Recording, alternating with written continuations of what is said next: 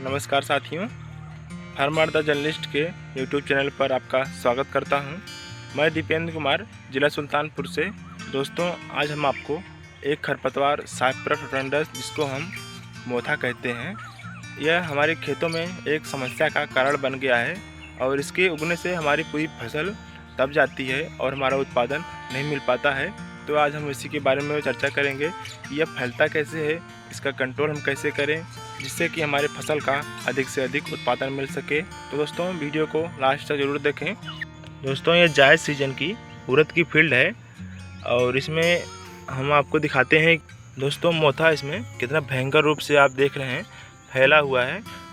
और दोस्तों, जो मोथा जो है शुरुआत में जब उगता है ये बहुत तेज़ी से फैलता है, जिससे कि हमारी पूरी फसल दब जाती है और हमारा जो उत्पादन है वो बहुत कम हो जाता है।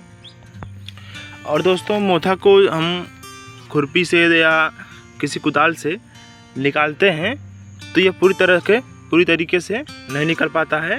और दोस्तों, मोथा जो है वह हमारे सभी फसलों में दिखाई देता है और ये बहुवर्षीय एक खरपतवार है।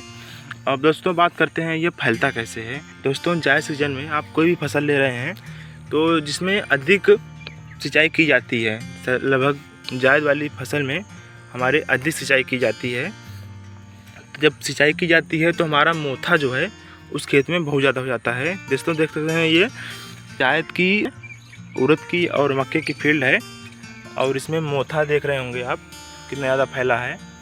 दोस्तों, आप जिस किसी खेत में जायद वाली फसल की बुआई कर रहे हैं उसमें मोथा बहुत विकराल रूप धारण कर लेता है।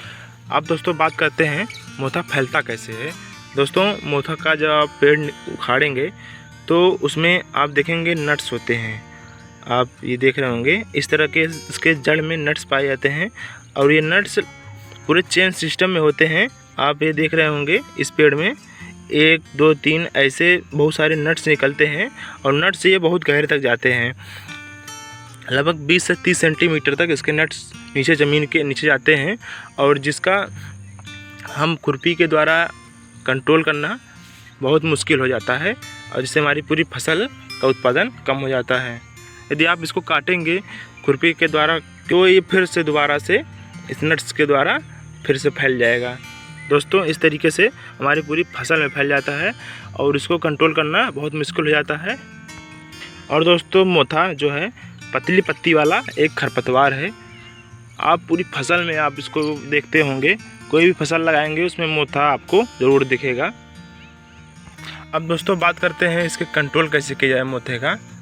दोस्तों, आपका खेत खाली है और खाली खेत में सबसे पहले आप गहरी जुताई कीजिए, लगभग 25 से 30 सेंटीमीटर आप मिट्टी पलट हल के द्वारा आप गहरी जुताई करेंगे तो उसके जो नट्स हैं दोस्तों, जब गर्मी की तेज़ धूप पड़ेगी, लगभग उस समय टेम्परेचर हमारा लगभग 40 डिग्री सेंटीग्रेड तक जाता है, तो उसके जो नट्स हैं वो हमारे सूख जाएंगे और जब नट्स सूख जाएंगे तो लगभग काफ़ी हद तक हमारा मोथा जो है कंट्रोल हो जाएगा। और दूसरा कंट्रोल है, यदि आपका खेत खाली है उसमें मोथा बहुत ज़्यादा रूप में फैल चुका है तो उसमें आप ग्लाइफोसेट आता है, ग्लाइफोसेट दवा को घोल बनाकर आप अपने पूरे खेत में छिड़काव कर दीजिए और ये पूरी तरीके से मोथा हमारा कंट्रोल हो जाएगा। और इसके अलावा मीरा 71 आता है, लगभग हमारे सभी किसान मीरा 71 को यूज़ करते हैं। मीरा 71 एक पैकेट आता है, एक नैपसेक स्प्रे में एक बार यूज होता है। और इसके अलावा हमारे मार्केट में पैराक्वाट और डाइक्वाट आते हैं। और यदि आपने पूरी फसल लगाई है, जायद वाली फसल लगाई है, जैसे वो अपने जायद में लगभग मूंग, उड़द और हमारे मक्का, ये सब देख सकते हैं, ये मक्का का फील्ड है, उसमें मोथा इतने ज़्यादा रूप में फैला है।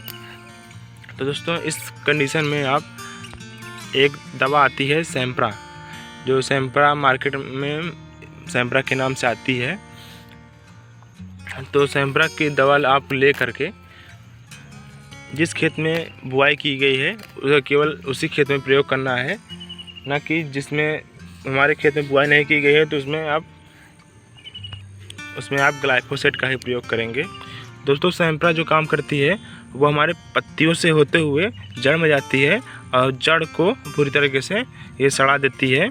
आप देख रहे होंगे इसकी पूरी जड़ है ये नट्स जो हैं नट्स को सड़ा देगी और हमारे जो मोथा है वो पूरी तरीके से कंट्रोल हो जाएगा। दोस्तों यह मोथा के लिए बहुत ही कारगर दवा है। तो दोस्तों आपके खेत में मोथे का जमा हुआ है तो आप अपने खेत में मोथे को जल्द से जल्द कंट्रोल कर लें, जिससे कि आपका उत्पादन में कमी ना आए। दोस्तों आपका उत्पादन अच्छा मिले। दोस्तों ये जानकारी आपको कैसी लगी कमेंट करके ज़रूर बताएं। दोस्तों हमारे चैनल फार्मर द जर्नलिस्ट पे नए हैं तो सबसे पहले आप चैनल को सब्सक्राइब कर लें। धन्यवाद किसान साथियों।